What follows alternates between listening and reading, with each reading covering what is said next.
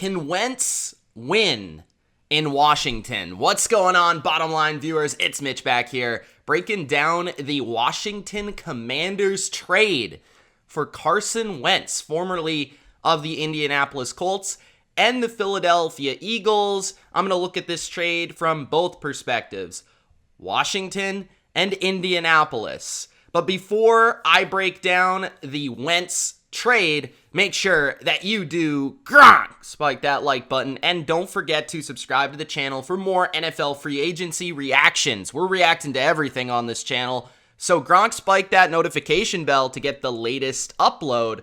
Also, to be notified when I go live. Let me know in the comment section below what you think of the Carson Wentz trade. Do you think this is a home run for Washington? Or do you think this is a home run for the Colts to just get rid of Carson Wentz? Let me know in the comment section below what your thoughts are.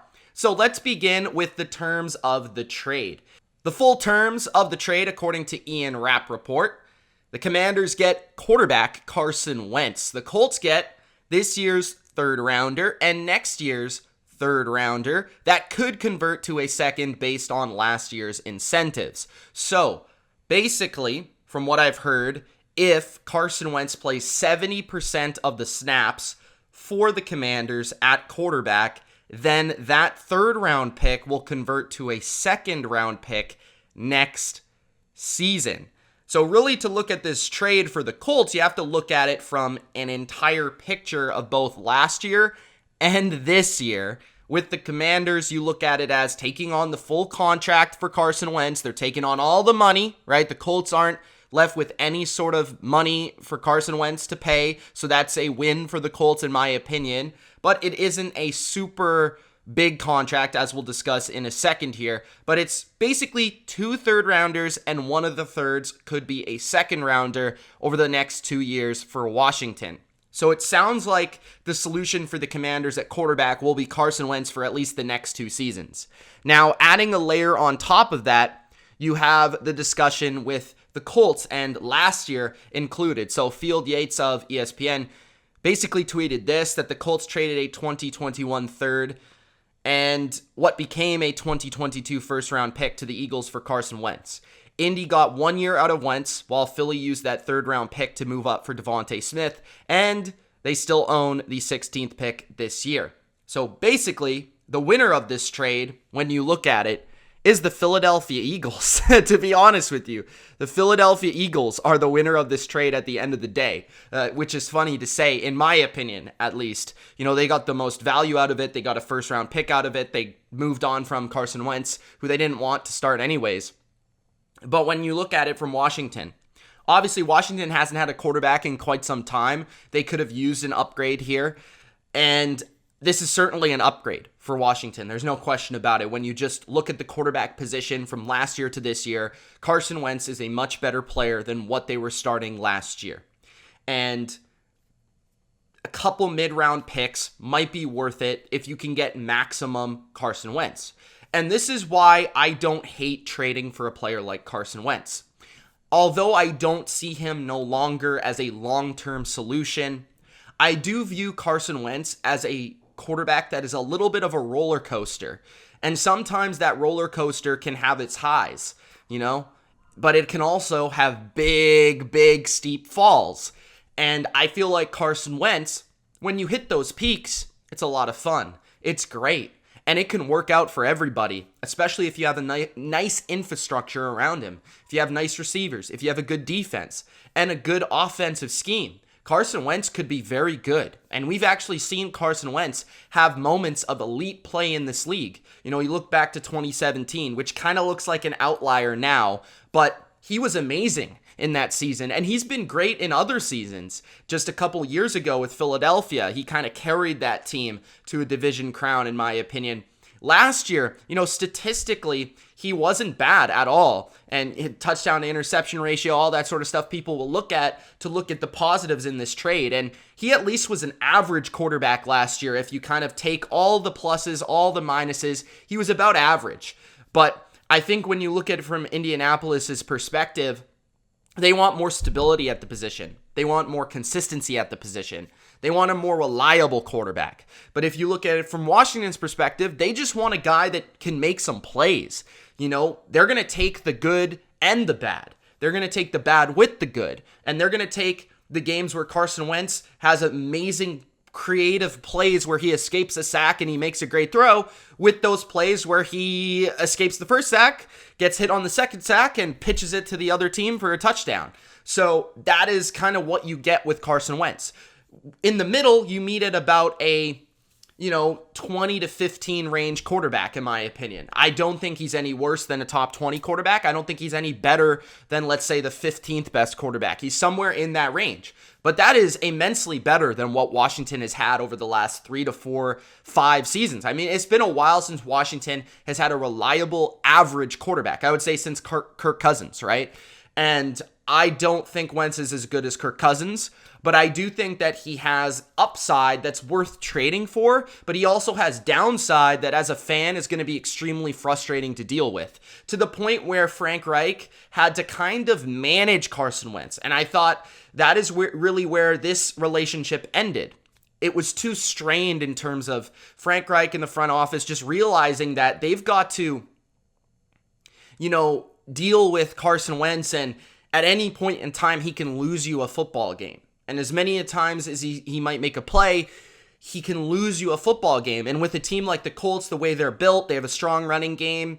They have a pretty good defense, very good offensive line, very good offensive system. There's no need in having a quarterback like Carson Wentz. There's no need in taking on that risk. They would rather have the game manager type, the guy that protects the football, that maybe doesn't make as many big throws or big plays, but the guy that protects the ball, and they work through their running game, they work through their defense, and Frank Reich can systematically beat a defense instead of having to beat them individually at the quarterback position.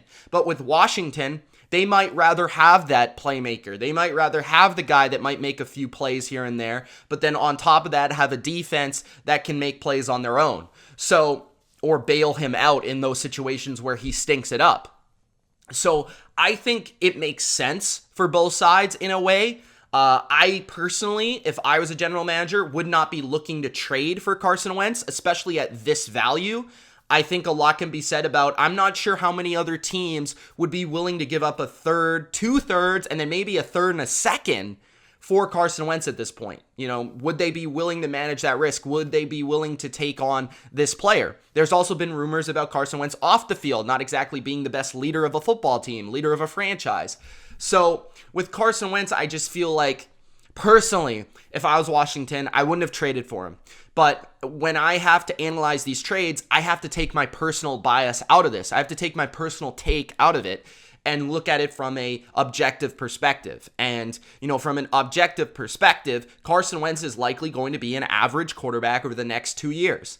And at $20 to $22 million, which is what he's set to make over the next 2 years, 3 years, that is manageable. That is decent. That is pretty manageable, in my opinion, from a quarterback contract perspective. And that places him around average. And it might even be a deal if you get high-end Carson Wentz. And that is the thing with Wentz. I would rather go for a Carson Wentz, in my opinion, than go for somebody like, let's say, a Teddy Bridgewater or a Marcus Mariota or somebody of that nature where you know what they are. Like, they're not going to have the high end. I'd rather have a guy that has shown high-end ability that maybe stinks it up every once in a while than a guy that's just plain old not good or like average at best, right? He doesn't have those spike weeks. And at least with Carson Wentz, he's shown the spike ability. And that's something that I'd be willing to risk on. But Washington is a team that at least they get an upgrade at the quarterback position. Their defense should be much better this year. They've got enough money to work on, some of their weaknesses. They're going to have to shore up the offensive line because Carson Wentz is somebody that holds on the ball. Carson Wentz is somebody that is going to take his time to look down the field and make a play. So offensive line is going to be very important for this team. Maybe find another receiver to go with this offense. But I like the scheme as a base scheme of what they're doing there.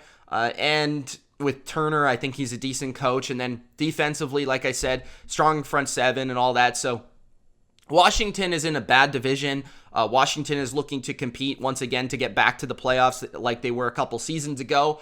And would it be unreasonable for me to suggest that they have a chance to make the playoffs in this NFC? No, not at all. And that's another perspective from this is Washington is a team that, with the right quarterback play, would be a playoff team because this NFC is totally weak. It's totally stinking it up. So I feel like the NFC is up for grabs. And there's not a lot of good teams. So for a team like Washington, it's not a bad investment to invest in an average quarterback at this point in the NFC calendar. With the Colts, I think it's also wise for the Colts to move on from Carson Wentz. Like I said, he doesn't fit what they're all about. He doesn't fit the type of quarterback that they need. And it's going to be interesting to see what Indianapolis does at this position, because I view them as a team now with a ton of cap space, already a very good foundation of a roster that's fairly young. You know, they've got some playmakers on the defensive side of the ball, DeForest Buckner and Darius Leonard and company. Offensively, they've got a strong offensive line, although not as strong as the last couple of years because they do have some free agents. Left tackle's got to be figured out. Right guard's got to be situated, but they can figure that out. Jack Doyle retired, so maybe you look at tight end. Maybe Mo Alley Cox comes back. They need a receiver, but quarterback's going to be essential for them. They're not too many pieces away. They've got a strong coaching staff. Gus Bradley brought in at DC. Offensively, Frank Reich's excellent. I love Frank Reich. And I really believe that this team can be a team that competes. If they get the right quarterback, even in a strong AFC, they could be the winner of their division. And they've got that type of roster and that type of team, as we've seen last year, that they can challenge a team like the Bills because of how good they are in the run game and how challenging they are from a balance perspective. And they've got a fast playmaking defense that takes the ball away. So the Colts are in a situation where they've got to figure this quarterback situation out. Personally, I wouldn't be willing to go young at this position because they're not that far away from really being a contender. So, and they've got all this money to invest to make this team really strong, this roster really strong. So if I could find a quarterback that was just a slight upgrade from Carson Wentz, I'd be willing to invest. Or just a quarterback that, you know, maybe is about the same price range as Wentz, but he is more of a game manager type. And then you could invest in other, you know, areas of your football team. You know, you strengthen the secondary potentially, you strengthen the wide receiving core. That might be the Jimmy Garoppolo situation, but I don't really love Jimmy G for this team. I think he fits schematically, but I just don't know if I'd be personally willing to invest in Jimmy Garoppolo. I don't think he gets any better than he did in San Francisco. But there are other quarterbacks that I'd be willing to take a shot on. You know, maybe you talk to the Raiders about Derek Carr. Derek Carr with the Colts, I think, would be, he's already, in my opinion, a borderline top 10 quarterback. With the Colts, I think he could be even, you know, better than that potentially, with that offensive line protecting him, with that run game around him. He's never really had a situation like this. So I feel like Derek Carr is somebody that's kind of like a Matthew Stafford was last year. He's really itching to get that Super Bowl opportunity, and the Colts could give it to him. And then you've got a guy like Kirk Cousins, who's about, you know, the same range as Carr. You know, I like Carr a little bit more. I think he has more of like a winning X factor, a clutch factor. But I think Cousins is, you know, really smart player, good passer, definitely better than Wentz, and would fit in with this like play action, run oriented team. And yeah, I just think he would be really good with Frank Reich. So he's not a top 10 guy, but he's probably like top 12.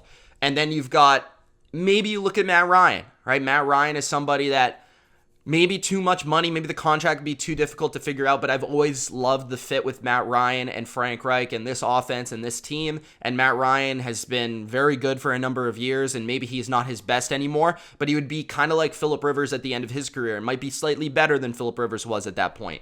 So there are some solutions out there. You've just got to look for them. If they want to go cheap, I love the fit of Gardner Minshew going to the Colts. I think Gardner Minshew is a $2.5 million player this year that is a good game manager. He doesn't turn the ball over. Very good touchdown interception ratio. You're basically getting what you had with Wentz, except he's a smarter player and he's an accurate thrower of the football and he can move a little bit. So Minshew might not be a bad investment. And that you have the Philadelphia ties there as well. That would be interesting. Other players, I'm not sure. You know, I'm not sure who else really comes to mind. There are free agents out there, Jameis Winston and company, but I'm not sure they're going to go that way. Winston and Wentz are kind of similar, so I wouldn't go that way. But yeah, this is a very fascinating move for both sides. I'm really intrigued to see what the Colts do at this position, at the quarterback position, and where they strike and where they go. Carson Wentz, I feel like, is going to have probably marginal success, probably average play for Washington, but that might be good enough for them to put themselves in the conversation for playoffs. And we'll see how they surround Carson Wentz to make this work and make this fit. Like I said, he's a roller coaster. Let me know in the comment section below, guys, what you think of this move. Do you love it? Do you hate it for your team? And from an alternative perspective, from an outside Washington Colts perspective, if you're a fan of another team, let me know what you think from an outside perspective. Maybe you're an NFC East fan or an AFC South fan. Let me know in the comment section below. It's Mitch. Thanks for watching. And ask any questions you have in the comments. Appreciate you all watching. Gronk, spike that like button and subscribe for more free agency reactions just like this. Peace.